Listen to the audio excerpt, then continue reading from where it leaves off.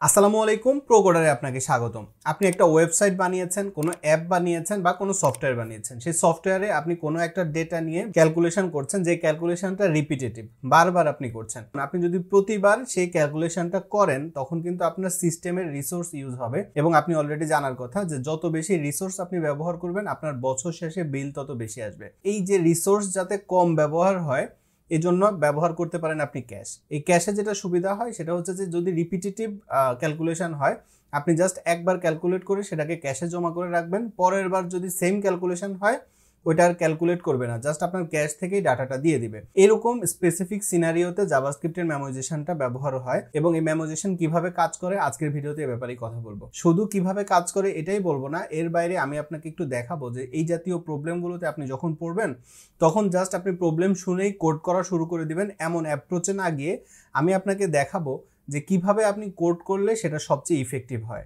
মানে আমি আপনাকে দেখাবো যে আপনি জাস্ট একটা প্রবলেম দেখেছেন, সেই প্রবলেমটাকে প্রথমে আপনি একটু নিজের ব্রেনে চিন্তা করবেন যে এটা আসলে কিভাবে করা উচিত। এজন্য আপনি ফ্লো চার্ট আঁকবেন, এজন্য আপনি সুডো কোড লিখবেন, এরপরে আপনি কোড লিখবেন। একজন ডেভেলপার কোনো একটা প্রবলেম পেলে সাথে সাথে সে কোডে বসে যায় না, সে আগে এটার একটু চিন্তা করে যে এই প্রবলেমটা সে কিভাবে সলভ করবে ব্রেনের মধ্যে, অথবা সে ফ্লো চার্ট আঁকবে, অথবা সে খাতা কলমে একটু আগে বোঝার চেষ্টা করবে যে কি হচ্ছে, তারপরে সে সেটার ফ্লো চার্ট এঁকে বা সুডো কোড লিখে তারপরে সে যখন প্রত্যেকটা জিনিস রেডি হয়ে যাবে এরপরে সে কোডে বসবে। কারণ কোড আপনি বারবার যদি চেঞ্জ করেন আপনি দেখবেন অনেক রকম লিগ্যাসি কোড থেকে আসে এবং যার কারণে যেটা হয় যে আপনি যদি একটা কোড করে একটা জিনিস তৈরি করে ফেলেন এরপরে আপনার সেখানে যদি চেঞ্জ করার দরকার হয় সেটা আরও অনেক জিনিসের সাথে কানেক্টেড থাকবে, তখন পুরো প্রসেসটা কিন্তু অনেক মেসি হয়ে যায়। এই জন্য আগে প্ল্যান করে তারপর কোড করে। কোড করার প্রসেসটা হচ্ছে শেষে। আমাদের মধ্যে বেশিরভাগ ডেভেলপাররা যে কোনো প্রবলেমে পড়লে আগে কোড করা শুরু করে, কিন্তু কোডের স্টেজটা হবে সবার শেষে। এবং আপনি যদি কোনো বিগ জায়ান্ট কোম্পানিতে জব করতে চান বা রিমোট জব করতে চান, সেখানে আপনাকে ছোটোখাটো কোনো একটা প্রবলেম দিবে, দিয়ে বলবে এটা সলভ করেন। এবং তারা যদি দেখে যে আপনাকে প্রবলেম বলার সাথে সাথে আপনি আপনার কোড এডিটর ওপেন করে বা তাদের যে কোডিং প্রম্পট থাকে সেটা ওপেন করেই কোড করা শুরু করেন, তাহলে বেশিরভাগ ক্ষেত্রেই এটা একটা নেগেটিভ ফ্ল্যাগ বা এটা একটা রেড ফ্ল্যাগ। তো এইসব জায়গাতেও আপনাকে একটু বুঝতে হবে আসলে কিভাবে আপনি কোড করবেন। তো আমি চাচ্ছিলাম যে আজকের ভিডিওতে আপনাদেরকে একটু ফ্লো চার্ট এঁকে দেখাতে এবং একটু সুডো কোড করতে। তো ভিডিওটা একটু বড় হতে পারে, এর জন্য আমি আশা করবো আপনারা ধৈর্য ধরে দেখবেন। এবং এই ভিডিও বানাতে বা এই ধরনের চিন্তা করতে আমারও তো অনেক মেন্টাল প্রেশার যায়, তো এর জন্য আমি আশা করবো আপনারা আমাকে এর জন্য মোটিভেট করবেন। আমি তো আপনাদের কাছ থেকে এখন পর্যন্ত কোনো টাকা পয়সা চাইনি, জাস্ট চেয়েছি আপনারা আমার জন্য দোয়া করবেন, ভিডিওতে লাইক করবেন, কমেন্ট করবেন, শেয়ার করবেন আপনার কমিউনিটিতে। অন্যরাও যদি এই ব্যাপারে জানে এগুলো আমার মোটিভেট বাড়ে। এবং আপনারা অনেক সময় ফেসবুকে শেয়ার করেন যে আপনারা আমার কাছ থেকে কাজ শিখে আপনার নিজের ক্যারিয়ার বিল্ড করতে সাহায্য করেছে আমার ভিডিওগুলো, বা আমার কাছ থেকে কাজ শিখে আপনি উপকৃত হয়েছেন। এগুলো আপনারা যখন শেয়ার করেন দেখি তখন আসলে আমার কাছে ভালো লাগে। তো আমি আশা করবো এগুলো আপনারা কন্টিনিউ করবেন এবং আমাকে অলওয়েজ মোটিভেট করবেন। তো চলেন আমরা স্ক্রিনে যাই এবং স্টেপ বাই স্টেপ আসলে একটু বোঝার চেষ্টা করি যে জাভাস্ক্রিপ্টের মেমোরাইজেশনটা কি এবং বাকি স্টেপগুলো আমরা একটা একটা করে দেখব। তো প্রথম যেটা ব্যাপার সেটা হচ্ছে জাভাস্ক্রিপ্টের এই মেমোরাইজেশন টপিকটার সাথে আমি প্রথম পরিচিত হই আমি পার্সোনালি, সেটা হচ্ছে আমি যখন জাভাস্ক্রিপ্টের দ্য ডেফিনিটিভ গাইড পড়ি। সেটা জাভাস্ক্রিপ্টের দ্য ডেফিনিটিভ গাইডের 8ম চ্যাপ্টারের মধ্যে জাস্ট হচ্ছে একটা প্যারা যেখানে হচ্ছে জাভাস্ক্রিপ্টের মেমোরাইজেশন টপিকে কথা বলা হয়েছে এবং জাস্ট একদম আমি বলতে পারি যে প্রায় দায় সারাভাবেই তারা সেখানে এটা ব্যাখ্যা করেছে, অত বেশি ডিটেল তারা এখানে বলেনি। তো এরপরে আমি হচ্ছে ঘাটাঘাটি করা শুরু করি, আমি মিডিয়ামের পোস্ট পড়া শুরু করি, ইউটিউব ভিডিও দেখি, ফোরাম পড়া দেখা শুরু করি এবং এই সব কিছু দেখে পরে আমার কাছে মনে হয়েছে কনসেপ্টটা খুব বেশি জটিল না। এরপরে আমি লিড করে যখন প্রবলেম সলভ করতে যাই সেখানে জাভাস্ক্রিপ্টের মেমোরাইজেশনের টপিকে একটা প্রবলেম আছে, সেটা সলভ করতে গিয়ে আমার প্রায় 2 দিন লেগেছে। মানে মাথা পুরো উল্টাপাল্টা হয়ে গেছে আর কি এমন অবস্থা। তখন আবার মনে হয়েছে আসলে আমি অত ভালো করে বুঝিনি। তো ওই প্রবলেমটা যখন আমি সলভ করতে পেরেছি এরপরে আমার কাছে মনে হয়েছে যে না, এখন মনে হয় আমি একটু ভালো বুঝি। তো আজকের ভিডিওতে আমি আপনাকে প্রত্যেকটা জিনিসই ইনশাআল্লাহ সুন্দর করে দেখানোর চেষ্টা করব এবং আমি আশা করব আজকের ভিডিওর পরে আপনি কনফিডেন্ট হবেন যে হ্যাঁ আমি জাভাস্ক্রিপ্টের মেমোরাইজেশনটা বুঝি। তো আপনি যদি এখন পর্যন্ত এক্সাইটেড হন জাভাস্ক্রিপ্টের মেমোরাইজেশনটা শিখতে, কমেন্টে এক্সাইটেড ওয়ার্ডটা লিখবেন। প্রথমে আমরা যেটা করব সেটা হচ্ছে যে আমরা একটু জাভাস্ক্রিপ্টের মেমোরাইজেশনটা কি এটার একটু সংজ্ঞা দেখব। তো গিক্স ফর গিক্স হচ্ছে যে জাভাস্ক্রিপ্টের মেমোরাইজেশন, এটার খুব সুন্দর একটা সংজ্ঞা দিয়েছে। সংজ্ঞাটা হচ্ছে এরকম যে memorization is a technique for speeding up application by caching the result of expensive function calls and returning them when the same input are used again. তো চলেন এখন আমরা স্ক্রিনে যাই এবং স্ক্রিন থেকে আমরা স্টেপ বাই স্টেপ ব্যাপারটা দেখা শুরু করি। বেসিক একটা ফাংশন নিব এবং সেই ফাংশনের মধ্যে আমরা একটা নাম্বার দিব, নাম্বারের স্কোয়ার ভ্যালু আমরা একটু দেখতে চাইবো। তো এটা খুবই সিম্পল, আমি বলার সাথে সাথে ডেফিনেটলি আপনি বুঝে গেছেন যে আমরা এখন একটা ফাংশন লিখবো। আমরা ফাংশনের একটা নাম দিব স্কোয়ার, SQUARE স্কোয়ার, এবং এখানে আমরা একটা প্যারেনথেসিস দিব। আমরা আমাদের একটা প্যারামিটার হলেই হবে, যেহেতু আমরা স্কোয়ার ভ্যালু নিব। স্কোয়ার ভ্যালুতে কি হয় 2 × 2, 3 × 3, 4 × 4 এরকম, তাই না? তো সেক্ষেত্রে আমরা যেহেতু স্কোয়ার ভ্যালু নিব, সেক্ষেত্রে আমাদের একটা প্যারামিটার লাগবে। আমরা এখানে দিলাম নাম্বার, এই নামে আমরা একটা নিলাম। তবে নাম্বার যেহেতু জাভাস্ক্রিপ্টের একটা টাইপ, ডাটা টাইপ, সেক্ষেত্রে নাম্বার না নিয়ে আপনি নাম নিতে পারেন। তারপর কার্লি ব্রেসেস দিব এবং এখানে এসে আমরা রিটার্ন করব। আমরা এখানে কি রিটার্ন করব? আমরা এখানে রিটার্ন করব হচ্ছে নাম্বার, যে নাম্বারটা নিলাম এটার হচ্ছে স্কোয়ার ভ্যালু, এরকম নাম্বার ইন্টু নাম্বার এরকম। তো এটা নেওয়ার পর এখন আমি যদি এখানে কনসোল লগ করি আমাদের যে স্কোয়ার আছে সেটাকে, এবং এখানে আমরা প্যারেনথেসিস দিয়ে এখন আমরা যদি দিই 3 আপনি রেজাল্ট পাবেন 9, আমরা যদি এখানে দিই 4 আপনি রেজাল্ট পাবেন 16। আমরা একটা বেসিক ফাংশন এখানে নিলাম। এখন এই যে এখানে আমি একটা ফাংশন নিলাম, আমরা একটা ফাংশন বানালাম। এই ফাংশনে আমি যদি নাম্বার দিই 4, এটা করলো 4 দুগুণে 4 4 16।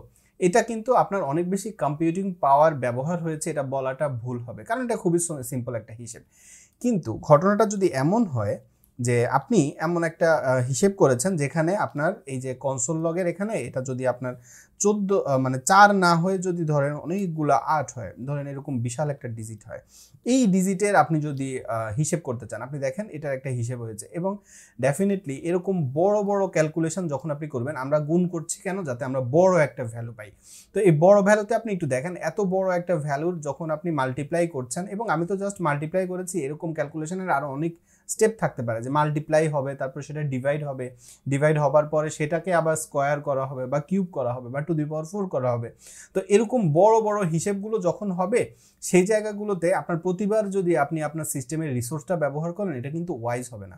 এরকম সিনারিওতে আমরা হচ্ছে যে জাভাস্ক্রিপ্টের এই মেমোরাইজেশন ফিচারটা ব্যবহার করতে পারি। এখানে আমরা যেটা করব সেটা হচ্ছে কি, আমরা যে এই যে ফাংশনটা লিখলাম, এই ফাংশনটা লিখার পরে আমরা এটাকে এরকম রান করে দিব না। আমরা এটাকে কি করব?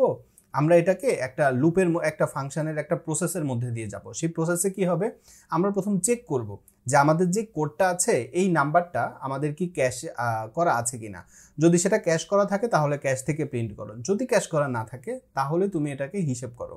হিসেব করার পর এটা রেজাল্ট নাও, রেজাল্ট নিয়ে রেজাল্টটাকে প্রিন্ট করো, আবার এই রেজাল্টটাকে ক্যাশে জমা দাও।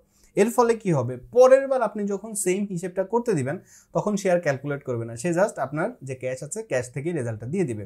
তো এটা যে প্রসেসটা হবে, সেই প্রসেসটা কেমন হবে চলেন এখন আমরা একটু দেখি। আচ্ছা, আমি আপনাকে এখন যে প্রসেসটা বললাম সেম প্রসেসটা আমরা একটু এখন ফ্লো চার্টে এঁকে দেখবো। তো আমরা আসলে কি করতে চাচ্ছি, আমরা প্রথমে চাচ্ছি যে আমাদের যে ফাংশনটা আছে সেই ফাংশনটাকে হিসেব করতে, তাই না? তো আমরা এখানে লিখলাম FUNCTION ফাংশন লিখলাম। তো ফাংশন লিখার পরে এই ফাংশনটা প্রথমে ক্যালকুলেট করবে। কি ক্যালকুলেট করবে? আমরা যে হিসেবটা করলাম, যেমন আমরা বলেছি 4 × 4 এরকম। তো এখানে আমরা এখন লিখবো কি, Calc, CALC, Calc function FUNCTION, মানে আমরা বলতে চাচ্ছি কি, আমরা যে ফাংশনটা নিলাম সেই ফাংশনটাকে তুমি ক্যালকুলেট করো। এখন এই যে আমরা ক্যালকুলেশন করতে বললাম, আমরা যে ক্যালক ফাংশন আসলাম, এখানে আসার পরে আমরা কিন্তু রেজাল্টটা রিটার্ন করব না, মানে আমরা হিসেব করে ফেলবো না। হিসেব করার আগে আমরা একটু চেক করবো এটা কি আমাদের ক্যাশে আছে নাকি। যদি ক্যাশে থাকে তাহলে সেই রেজাল্টটা প্রিন্ট করে দিবে, যদি না থাকে তাহলে সে হিসেব করবে, তাই না? তো এই জায়গাটাতে এসে আমরা এখন যেটা করব সেটা হচ্ছে আমরা এখানে একটু লিখবো যে হ্যাভ ইন ক্যাশ, ক্যাশে আছে নাকি এটা আমরা একটু চেক করব। তো চেক করার পরে এটার যে রেজাল্ট, সেই রেজাল্টের উপর ভিত্তি করে আমরা একটু ডিসিশন নিব যে আসলে আমাদের ঘটনাটা কি ঘটবে। তো চেক করার জন্য আমরা হচ্ছে একটু এই পাশে আসলাম, আমরা একটু চেক করব যেহেতু, এবং চেকের যে রেজাল্ট সেই রেজাল্টটা আবার ঠিক এই জায়গায় চলে আসবে, মানে এখান থেকে রেজাল্টটা যাবে আবার এখানেই ফিরে আসবে। এই জন্য আমরা হচ্ছে আমরা একটু চেক করবো আর কি। তো এখানে এসে আমরা একটু লিখবো যে আওয়ার ক্যাশ,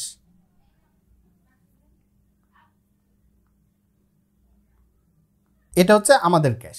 তো এই ক্যাশের মধ্যে এসে আমরা চেক করব যে আমাদের যে রেজাল্টটা, এই রেজাল্টটা এখানে আছে কি না। এখন রেজাল্টটা যদি থাকে তাহলে কি হবে, তাহলে ট্রু। যদি রেজাল্টটা না থাকে তাহলে কি হবে, তাহলে ফলস। তো এখানে আমরা লিখে দিলাম হচ্ছে ফলস, ধরেন রেজাল্টটা নাই। আর যদি রেজাল্টটা থাকে তাহলে হবে কি, ট্রু, TRUE, ট্রু। আচ্ছা, এখন যদি রেজাল্টটা থাকে তাহলে তো আমাদের কি হলো, এখান থেকে ক্যাশ হবে, এখানে ক্যাশ হবে, এবং ক্যাশ থেকে রেজাল্টটা, এই যে এখানে আমাদের যে ক্যাশ আছে এই ক্যাশের থেকে রেজাল্টটা সরাসরি কি করবে, এখানে চলে যাবে।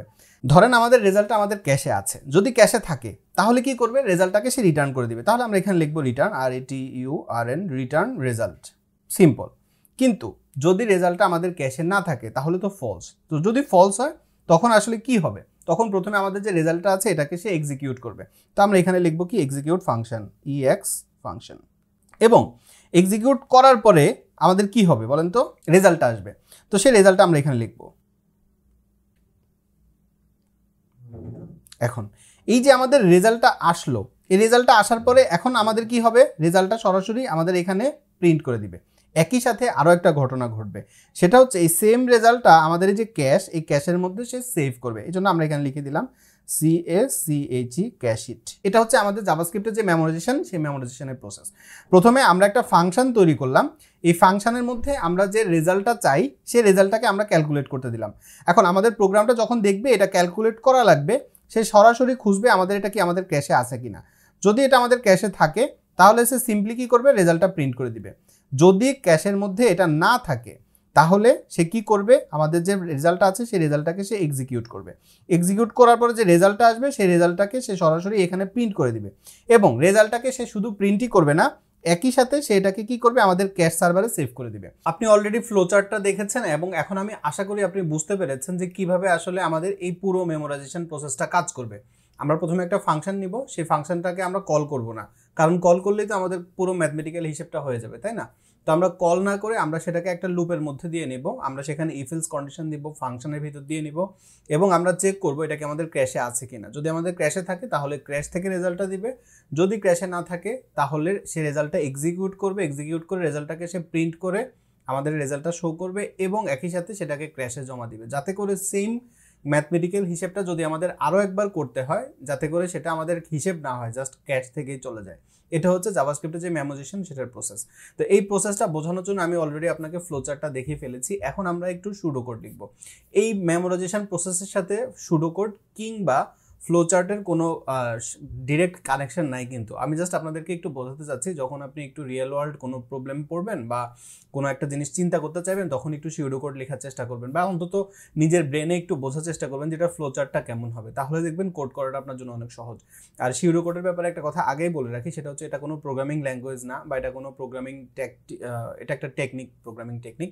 এখানে আপনি জাস্ট আপনার ভাষায় লিখে যাবেন আর কি, এবং সেটা আপনি আপনার কোড এডিটরেই লিখবেন বেশিরভাগ ক্ষেত্রে। এবং কোড এডিটর আপনার যখন পুরো প্রোগ্রামটা লেখা হয়ে যাবে সে তখন সুডোকোডগুলো থাকবে না, কিন্তু আপনাদের রেফারেন্সের জন্য আমি এগুলো কমেন্ট আকারে রেখে দিব, যাতে করে আপনারা একটু পড়ে বুঝতে পারেন যে কি হচ্ছে। কিন্তু নর্মালি সুডোকোডগুলো জাস্ট লেখা হয় এবং একটা সুডোকোডের লাইন কাটা হয়, সেখানে একটা করে স্টেটমেন্ট বা ফাংশন বা প্রোগ্রাম লেখা হয়, এরকম করে করে নর্মালি সুডোকোডটা কাজ করে। একদম বেসিক্যালি আমি আপনাকে বললাম এটা হচ্ছে একটা ভাষা, জাস্ট আপনি এক লাইনে একটা স্টেটমেন্ট আপনি কি করতে যাচ্ছেন সেটা বলবেন, এরকম আর কি সুডোকোডের ব্যাপারটা। তো দেখেন আমাদের কিন্তু এখানে ফাংশনটা রেডি হয়ে গেছে এবং এই ফাংশনটা আমরা এখন চাইলে রান করতে পারি, যেটা আমরা একটু আগে দেখেছি। এখন এই ফাংশনটাকে আমরা যদি কল করি তাহলেই তো আমাদের হিসেবটা চলে আসবে, তাই না? কল করে আমরা যদি তাকে যে ভ্যালুটা দিব সেই ভ্যালুটাই তো সে দেখাবে, তাই না? তো আমরা এটাকে কল করব না, আমরা এটাকে সরাসরি কল করব না, আমরা এটাকে আগে একটু চেক করব।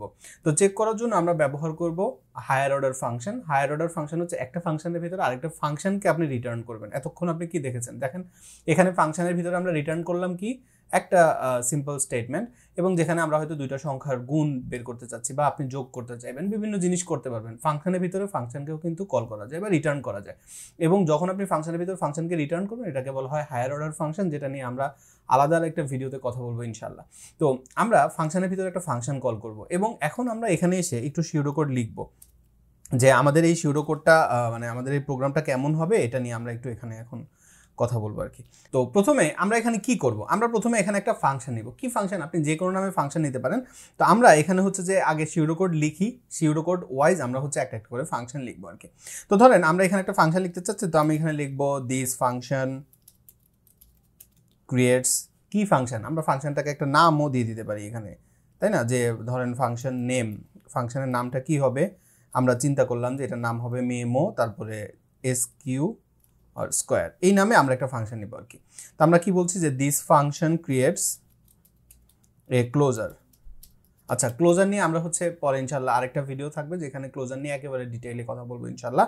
তো এখানে আপাতত আমি জাস্ট আপনাকে বলবো আর কি, to implement IMPLEMENT implement memorisation মানে এটা হচ্ছে আসলে কি ক্যাশিং রেজাল্ট। আমরা যে ক্যাশ করব, আমি আপনাকে বললাম না যে আমাদের ডাটাটা ক্যাশ থেকে আমরা চেক করব, এই ক্যাশিং রেজাল্টটাকে আমরা স্টোর করার জন্য মূলত এখানে হচ্ছে যে একটা ক্লোজারের মতো আমরা এটাকে কাজ করব। তো এখানে আমরা একটু লিখে দিই যে CACHING ক্যাশিং রেজাল্টস। আচ্ছা, এখন এই ক্লোজারটাকে আমরা আসলে কিভাবে কাজ করাবো, এটার জন্য আমাদের একটা অবজেক্ট, এমটি অবজেক্ট নিতে হবে। তো সেটা আমরা এখন লিখবো যে it initialize ININ empty object cache to store previously calculated square. হ্যাঁ, মানে হচ্ছে আমরা যে এখানে একটা এমটি অবজেক্ট নিব, যে এমটি অবজেক্টে কি করব, আমাদের যে ক্যালকুলেশনটা হবে সেই ক্যালকুলেশনটাকে আমরা স্টোর করব, এজন্য আমরা এখানে এটা করব। এবং এই ফাংশনটা, এই যে মেমো স্কয়ার যে ফাংশনটা, এই ফাংশনটা আরও একটা কাজ করবে। একটু আগে আমি আপনাকে বললাম না, হায়ার অর্ডার ফাংশন, একটা ফাংশনের মধ্যে আরেকটা ফাংশন রিটার্ন করবে। এই মেমো স্কয়ার ফাংশনের মধ্যে আমরা আরেকটা ফাংশন, যেটাকে আপনি ধরেন দিতে পারেন অপটিমাইজড SQR, এই নামে আমরা একটা ফাংশন দিব যেটাকে কি করবে, রিটার্ন করবে। তো আমরা এখানে লিখে দিতে পারি ইট রিটার্নস an inner function, এভাবে আমরা বলে দিলাম। হ্যাঁ, তো এই কয়টা কাজ আমরা হচ্ছে যে এই যে মেমো স্কয়ার ফাংশন এটার মধ্যে করব। তো চলেন আমরা একটু করে ফেলি। আমরা প্রথমে এখানে একটা ফাংশন নিব, ফাংশন নিয়ে ফাংশনকে আমরা একটা নাম দিব। দেখেন আমরা তো নামটা এখানে আগেই ডিসাইড করে রেখেছি। তো এই নামটাকে আমরা এখানে দিয়ে দিলাম। তো দিয়ে দেওয়ার পর এবার আমরা এখানে কার্লি ব্রেসেস দিব। এখন এই কার্লি ব্রেসেসের পরে এখানে এসে আমরা যে পরের লাইনে কি বললাম, আমরা একটা ইনিশিয়াল করব কি, একটা এমটি অবজেক্ট, এবং এই এমটি অবজেক্টটার নাম হবে কি ক্যাশে, যেটা কি করবে, আমাদের প্রিভিয়াসলি যে ডেটাটা থাকবে সেটাকে স্টোর করবে। তো এই জন্য আমরা এখানে নিলাম let CACHE cache is equal to, আমরা এখানে কার্লি ব্রেসেস দিলাম। তার মানে কি এটা একটা এমটি অবজেক্ট হয়ে গেল। এরপরে আমরা কি বললাম, যে আমরা এই নামে একটা ফাংশনকে রিটার্ন করব, তাই না? তো এই নামে যদি আপনি একটা ফাংশনকে রিটার্ন করতে চান, তাহলে আপনি সেটা কিভাবে করবেন? আপনি এখানে লিখবেন RETURN রিটার্ন, তারপরে আপনি যে ফাংশনটা চাচ্ছেন সেই ফাংশনটা। তো ফাংশনের নামের আগে এখানে অবশ্যই ফাংশন লিখতে হবে। আচ্ছা, তারপর এখানে আমরা এবার কার্লি ব্রেসেস দিব এভাবে। তো এই কাজটা করার পর এবার আমরা এই যে ফাংশনটা নিলাম, এই যে অপটিমাইজড স্কয়ার, এই ফাংশনটা যে আমরা নিলাম, এই ফাংশনের ভিতরে আমরা একটা প্যারামিটার দিব নাম নামে আমরা একটা প্যারামিটার দিলাম। এখন দেখেন এই যে ফাংশনের মধ্যে আমরা নাম দিলাম, আবার এখানে আমরা ফাংশনের ভিতরে নাম দিলাম, দুইটা কিন্তু এক না, দুইটা আলাদা। তো এখন আমরা যেটা করব সেটা হচ্ছে এই ফাংশনটার ভেতরে আমি আপনাকে ফ্লোচার্টে দেখিয়েছি না, আমরা হচ্ছে ইফ এলস করব, মানে হচ্ছে যে ট্রু ফলস করব। যদি ট্রু হয় তাহলে জাস্ট সে ক্যাশের মধ্যে ডাটাটা থাকে তাহলে ট্রু, তাহলে সে ক্যাশের ডাটাটা সরাসরি শো করবে। যদি ফলস হয় তাহলে কি হবে, সে ডাটাটা এক্সিকিউট করবে। মানে আমাদের এই যে ফাংশনটা আমরা কিন্তু কল করিনি, তো যদি ক্যাশে না থাকে তাহলেই সে কল করবে, তাই না? তো ইফ এলস আমরা ট্রু ফলসের ব্যাপারটা ইফ এলস দিয়ে করতে পারি। তো যে কারণে আমরা এখানে লিখবো হচ্ছে ইফ, এবং আমি হচ্ছে যে এখানে আপনাকে একটু শুরু করে লিখে দেখালাম যে এটা আসলে কীরকম হয়। এখানে আমি আর লিখলাম না, কিন্তু আপনাকে হচ্ছে যে পুরো সিউডো কোডের প্রসেসটা আমি হচ্ছে এখানে পরে অ্যাড করে দিব, কারণ আপনি অলরেডি দেখতে পাচ্ছেন সিউডো কোড লিখতে গেলে একটু বেশি সময় লাগে, time consuming. Definitely as a developer আপনার বিগিনিং স্টেজে বলেন বা মিডিয়াম স্টেজে বলেন, আপনাকে এরকম সিউডো কোড লেখার প্র্যাকটিস করতে হবে। আপনার কাছে হয়তো মনে হবে এগুলো লিখতে গেলে আমার অনেক সময় নষ্ট হচ্ছে, কিন্তু অনেক ক্ষেত্রে দেখা যাবে এটা লেখার কারণেই মূলত আপনি কম সময়ে একটা প্রবলেম সলভ করতে পেরেছেন। তাই এটা প্র্যাকটিসে রাখা ভালো। কিন্তু ভিডিও টিউটোরিয়ালের সাইজটা অনেক বড় হয়ে যাচ্ছে, অলরেডি ভিডিও অনেক বড়, যে কারণে আমি আসলে এটাকে আর ইনক্লুড করছি না। আপনি এটা করে নেবেন, এবং আপনি যদি চান যে পুরো সিউডো কোডের প্রসেসটা দেখতে, আপনি এটা দেখতেই পারবেন, আমার এই ভিডিও ডেসক্রিপশনের মধ্যে আপনি লিঙ্কটা পেয়ে যাবেন, তাই না? আপনারা যারা আমার সাথে কন্টিনিউয়াসলি শিখছেন আপনারা কিন্তু এটা জানেন অলরেডি। তো এখানে এসে আমরা হচ্ছে ইফ করব, এবং কার্লি ব্রেসেস দিয়ে এখানে এসে আমরা করব কি, এলস।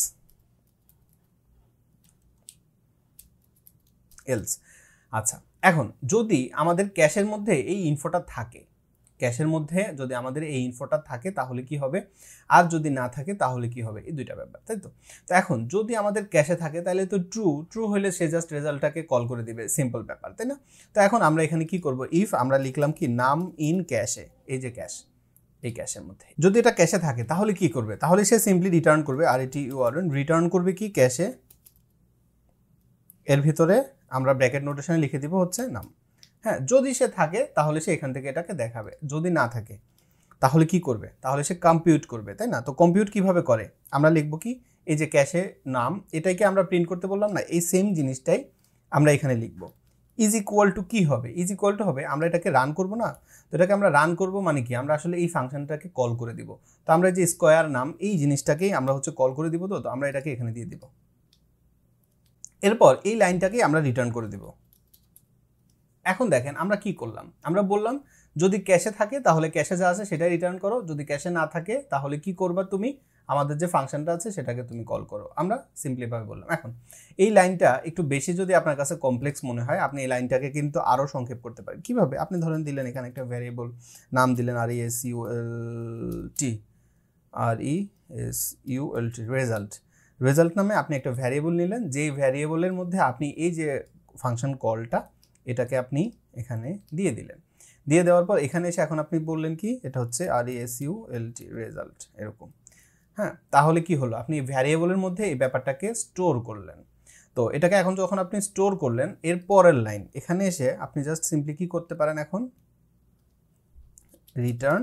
তো দেখেন আপনি কিন্তু আমি যেভাবে দেখালাম সেভাবেও করতে পারেন, এভাবেও করতে পারেন, এবং এভাবে করলেই মূলত আপনার এটা মেমোরাইজেশনে কাজ করবে। কারণ আপনি দেখেন এখানে আমরা অবজেক্টের যে ভ্যালুটাকে এটাকে আমরা বলে দিলাম এটা সমান সমান রেজাল্ট, এবং রেজাল্টটাকে আমরা রিটার্ন করে দিলাম।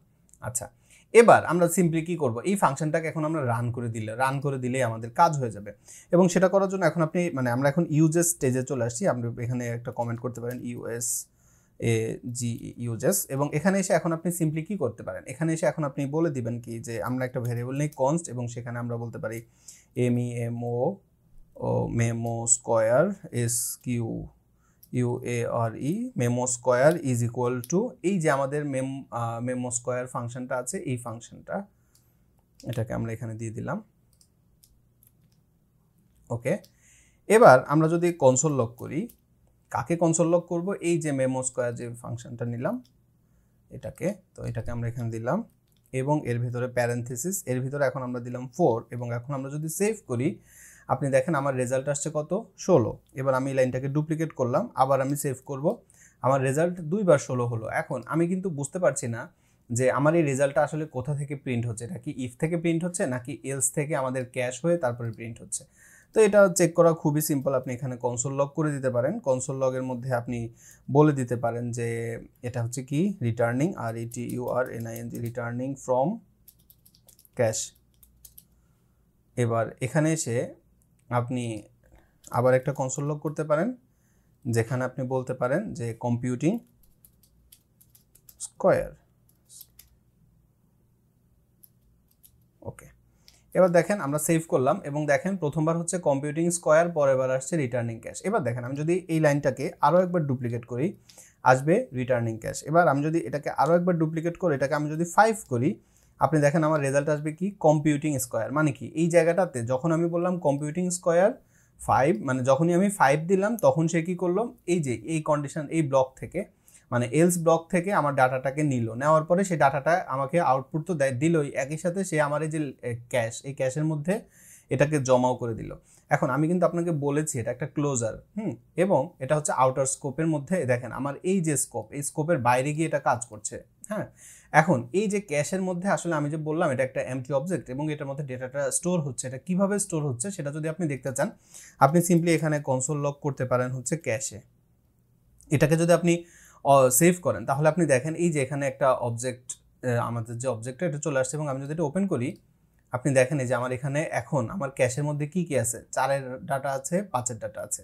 তো এইভাবে আপনি কিন্তু এটা স্টোর করতে পারবেন আপনার ডাটাটা। এবার ধরেন আমি যদি এখানে আরেকটা দিই, ধরেন দিলাম হচ্ছে 99, এখানে প্যারেনথেসিস বাদ গেছে, সেভ করব, তাহলে এই যে 99-এর রেজাল্টটা চলে আসছে। এবং এখন যদি আপনি অবজেক্টটা ওপেন করেন আপনি দেখেন আমার এই ক্যাশের মধ্যে আরও একটা ডাটা সেভ হয়েছে বা স্টোর হয়েছে। তো মেমোরাইজেশনের মূল প্রসেসটা হচ্ছে এটাই, যে আপনি হচ্ছে কোনো একটা ডেটাকে যদি আপনার মনে হয় যে এটা আমার বারবার ব্যবহার হবে বা আমার এই সেম কম্পিউটিংটা আমাকে বারবার করতে হবে, এরকম যদি আপনার কাছে মনে হয় তখন আপনি মেমোরাইজেশন এই প্রসেসটা ব্যবহার করতে পারেন। সেক্ষেত্রে আপনার যেটা সুবিধা হবে সেটা হচ্ছে যে আপনার যে রেজাল্টটা, সে রেজাল্টটা বারবার কম্পিউটিং হবে না। যদি ক্যাশে থাকে তাহলে ক্যাশে থেকে রেজাল্টটা দিবে, যদি ক্যাশে না থাকে শুধু তখনই সেই স্পেসিফিক সিনারিওতেই আপনার এই রেজাল্টটা কাউন্ট হবে। তো এটা হচ্ছে মূলত ব্যাপার। এবং আরও একবার আমি আপনাকে বলে রাখি, যেটা হচ্ছে যে এই যে মেমোরাইজেশন জাভাস্ক্রিপ্ট, এটার সাথে ফ্লো চার্ট কিংবা সিউডো কোডের কোনো কানেকশন নাই। আমি জাস্ট মেমোরাইজেশনটা বোঝাতে চাচ্ছিলাম এবং একই সাথে আমি একটু দেখাতে চাচ্ছিলাম যে এরকম কনসেপ্ট নিয়ে আপনি যখন কাজ করতে চাইবেন তখন আসলে আপনি একটু ফ্লো চার্ট ট্রাই করতে পারেন, তখন আপনি একটু সিউডো কোড ট্রাই করতে পারেন। এই সব কনসেপ্টের কারণে আমি মূলত আপনাকে বলছিলাম যে এটা ব্যবহার করার জন্য। তো এটা হচ্ছে মূলত আমাদের জাভাস্ক্রিপ্টের যে মেমোরাইজেশন সেটা, এবং এই মেমোরাইজেশনটা মোটামুটি ইফেক্টিভ, কিন্তু এটার অনেকগুলো ড্রব্যাক আছে যেটা আপনি অলরেডি দেখতে পেয়েছেন। যে আমরা যদি এই সেম হিসেবটা বারবার করতে থাকি ডিফারেন্ট নাম্বার দিয়ে, আপনার এই যে অবজেক্ট, এটা অনেক বড় একটা অবজেক্ট হয়ে যাবে যেটাকে মেনটেন করা অনেক কঠিন। এবং অনেক ক্ষেত্রে দেখা যাবে কি, আপনার মেমোরাইজেশনের ফলে আপনি যেটুকু প্রোগ্রেস করেছেন, আপনার প্রবলেমটাকে যতটুকু আপনি এগিয়েছেন, এটা এই যে স্টোরেজ, আপনার মেমোরি ম্যানেজমেন্ট থেকে শুরু করে বাকি যে প্রবলেমগুলো হবে সেগুলোকে মেনটেন করতে আপনার এর চেয়ে বেশি খরচ হয়ে যাচ্ছে। তো সেক্ষেত্রে এটা আপনি কোথায় ব্যবহার করবেন এবং কোথায় অ্যাভয়েড করবেন, এই টপিকটাতে আপনার অনেক ক্লিয়ার আইডিয়া থাকতে হবে। মানে আপনার একদম ক্রিস্টাল ক্লিয়ার আইডিয়া থাকতে হবে যে না, আমি আমার প্রোগ্রামের এই জায়গাটাতে আমি মেমোরাইজেশনটা অ্যাড করব, এই জায়গাটাতে আমি অবশ্যই অ্যাড করব না, এই ব্যাপারে আপনার একটা ক্লিয়ার আইডিয়া থাকতে হবে। সেকেন্ড সেটা হচ্ছে যে ক্যাশ অনেক সময় কিন্তু ইনভ্যালিডেশনের মধ্যে পড়ে যায়। মানে আপনি ঠিক যেভাবে ক্যাশটাকে রাখতে চাচ্ছেন বা যেভাবে আপনি সেভ করতে চাচ্ছেন, সবসময় ব্যাপারটা এত সহজ নাও হতে পারে। তো সেক্ষেত্রে এটাও আপনাকে একটু মাথায় রাখতে হবে। আর 3 নাম্বার যেটা আমি একটু আগে আপনাকে বললাম, যে আপনি যদি আপনার কোডের মধ্যে মেমোরাইজেশন ব্যবহার করেন, এটা আপনার কোডের কমপ্লেক্সিটিটা অনেক ক্ষেত্রে বাড়িয়ে দেয় এবং সেটাকে ম্যানেজ করা অনেক সময় অনেক বেশি কঠিন হয়। তো এই জিনিসগুলো যদি আপনি একটু মাথায় রাখেন এবং এগুলো মাথায় রেখে যদি আপনি কোড করেন তাহলে অনেক সুবিধা হবে। তবে এখন আমি আশা করি আপনি যদি লিড কোডে গিয়ে জাভাস্ক্রিপ্টের মেমোরাইজেশনের প্রবলেমটা সলভ করতে যান, সেটা হয়তো আপনার জন্য সহজ হবে। আর এই প্লেলিস্টের মোটামুটি যখন শেষ হয়ে যাবে, আমরা অনেক শেষের দিকে চলে এসেছি, আর অল্প কিছু টপিক আপনাকে শেখানোর আছে। তো আমরা যখন এটা শেষ করব, এরপরে আমরা কিছু প্রবলেম সলভিংও দেখব। যদিও অলরেডি আমার চ্যানেলে প্রবলেম সলভিংয়ের উপর আলাদা একটা প্লেলিস্ট আছে, যেখানে আমি 2টা বা 3টা প্রবলেম সলভ করে দেখিয়েছি লিড কোডের এবং কোডওয়ার্সের। তো আপনি চাইলে সেখান থেকে প্রবলেম সলভিংও শিখতে পারেন বা দেখতে পারেন। তবে এই প্লেলিস্টটা শেষ হওয়ার পরে আমি মাঝে মাঝে আপনাদেরকে প্রবলেম সলভিংও দেখাবো ইনশাল্লাহ। তো আপনি কি প্রবলেম সলভিং শিখতে চান বা প্রবলেম সলভিংয়ে ইন্টারেস্টেড, সেটা আপনি কমেন্টে জানাতে পারেন। আর এই ভিডিওটা আপনার কাছে কতটা উপকারী হয়েছে সেটাও আপনি কমেন্টে জানাতে পারেন। যদি এই টপিকের বা এই ভিডিওর কোনো কিছু আপনার বুঝতে অসুবিধা হয়, আমি আপনাকে রিকমেন্ড করব ভিডিওটা আরেকবার দেখার জন্য। ভিডিওটা ডাউনলোড না করে ইউটিউবেই দেখবেন, এটুকু আশা আমি আপনার কাছ থেকেই করতেই পারি। তবে আপনার যদি ডেটার সমস্যা হয়, আপনি যদি ডেটাকে কিনে ব্যবহার করেন, আপনি যদি আপনার ফ্রেন্ডের বাসার থেকে ডাউনলোড করে এনে বাসায় বসে শেখার জন্য দেখেন, সেরকম যদি প্রসেস হয় সেক্ষেত্রে আপনি দেখতেই পারেন। কিন্তু অনেকেই আছেন যারা ভিডিও কোনো কারণ ছাড়া ইউটিউব থেকে ডাউনলোড করে তারপরে দেখেন, তাদেরকে একটু রিকমেন্ড করবো আপনি ইউটিউব থেকেই দেখবেন। কারণ তাহলে অ্যালগোরিদম বোঝে যে ভিডিওটা দেখা হয়েছে। দিসের ভিডিওটা 300-র মতো ভিউ হয়েছে গত 1 সপ্তাহে, যেটা একটু ডিসঅ্যাপয়েন্টিং আর কি। তো আমি আশা করি যে রিক্যাপ করা থেকে শুরু করে প্রত্যেকটা জিনিস, ফ্লো চার্ট এবং শুরু করে প্রত্যেকটা ব্যাপার আপনার জন্য বুঝতে সুবিধা হয়েছে। আমি আশা করছি ভিডিওটা আপনার জন্য উপকারী হয়েছে। এই ভিডিও সম্পর্কে আপনার মতামত কমেন্টে জানাতে ভুলবেন না। সুস্থ থাকবেন, নিরাপদ থাকবেন, প্রোকোডারের সাথেই থাকবেন। আমার জন্য দোয়া করবেন। আসসালামু আলাইকুম।